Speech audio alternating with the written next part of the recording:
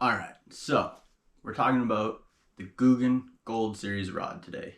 Now this bad boy right here, I've caught some fish with. Let me tell you what, this past year, I put it through the ringer. Now I've only fished with it for 1 year to be fair, but I've caught a lot of fish on it. I've got a lot of hours spent with this rod in my hand. To start off, what I ended up using it mostly for this year was the jig. If you watch any of my videos, I mean, as long as it wasn't a smallmouth fishing video from 2023, I probably threw this at least one time in the duration of the video.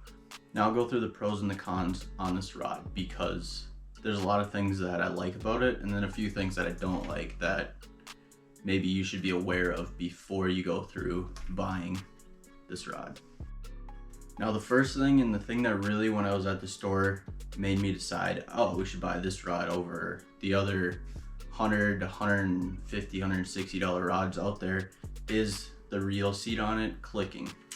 So what that does is it locks down the reel, which if you've ever fished enough with a traditional style that doesn't click, what happens when you catch a bunch of fish, especially with a bait caster where your hand is up on the part that twists actually, is throughout the day it slowly loosens back and then you go to set the hook on a 5-pounder.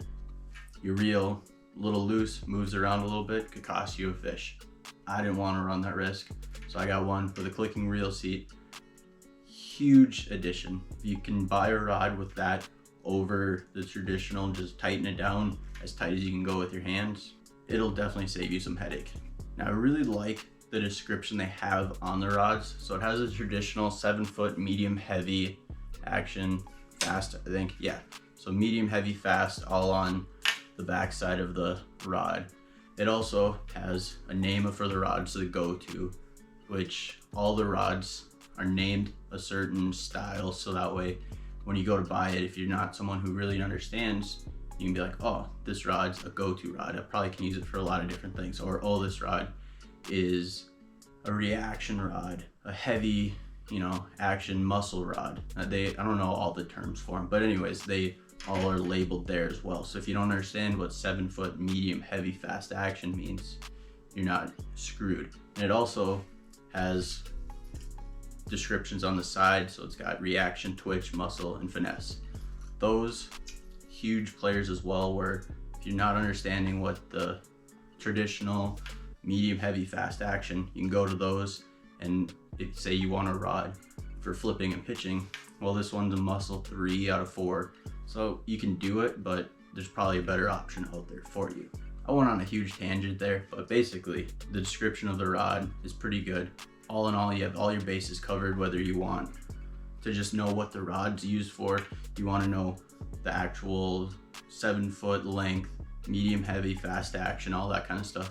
It's got that. And then it also just has some quick descriptions on the rod itself. The rod overall is pretty durable, at least with this one that I got. I was boat flipping like 3-4 pound fish this year, and the rod held up just fine. Other rods, man, I got hiccups. Other rods would have probably ran into some problems, boat flipping 10 3-pounders over the course of a day, they might break. The cork part of the handle going back to the other is very comfortable. It's got a unique grip to it. It's not just a traditional taper to it. It's actually curved and it fits in your hand really nicely when you go to cast it. And then when you're palming it up top, it holds in there really well. And then the bottom part as well, not a traditional, it's a little different. So if you are someone who uses 2 hands when you cast, you're fine. Now, something that with the jig was really huge is underneath the reel, in this little reel seat area, it's completely bare. Now what that does is I feel directly to the rod blank itself. I'm not feeling a piece of cork right there, feeling any plastic or especially any metal. It's just the bare graphite of the rod that I'm feeling in my hands.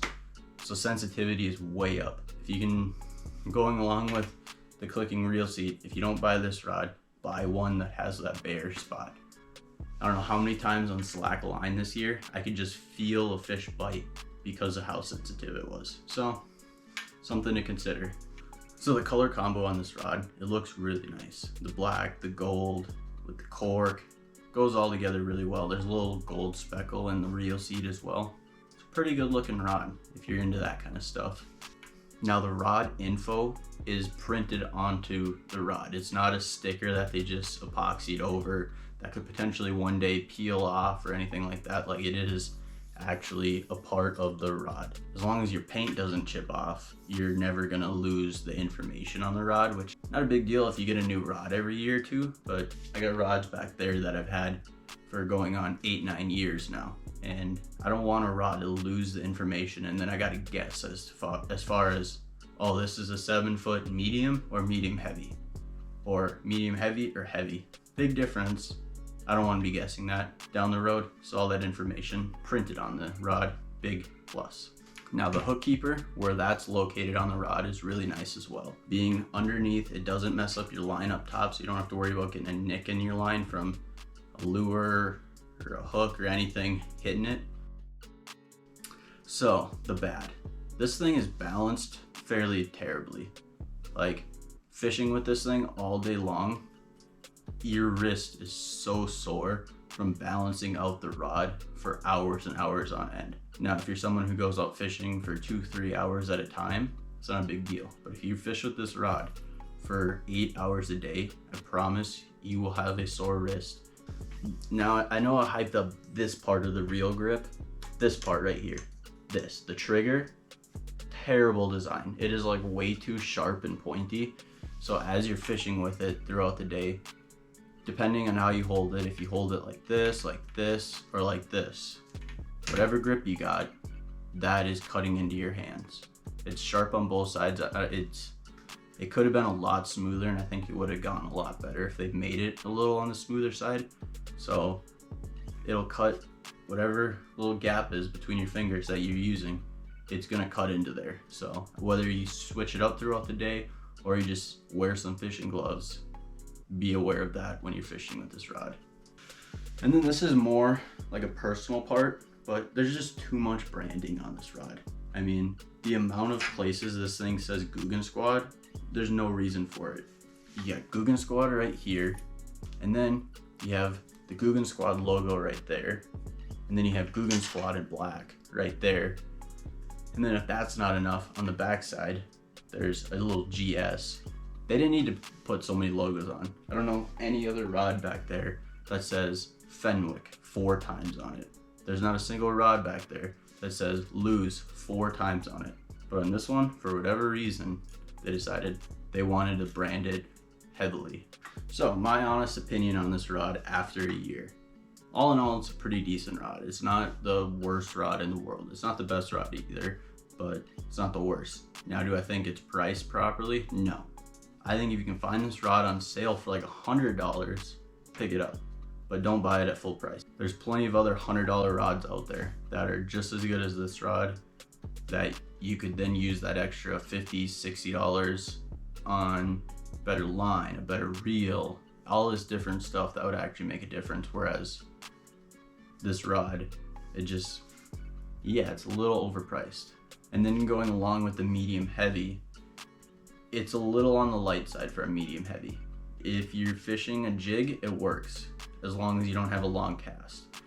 There was a couple times this year I would cast out pretty good ways and get a bite on the fall.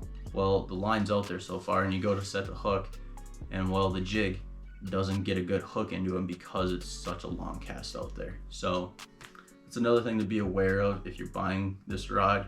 If you are going to use it for jigs or that sort of thing, might be better going with a heavy instead of a medium heavy.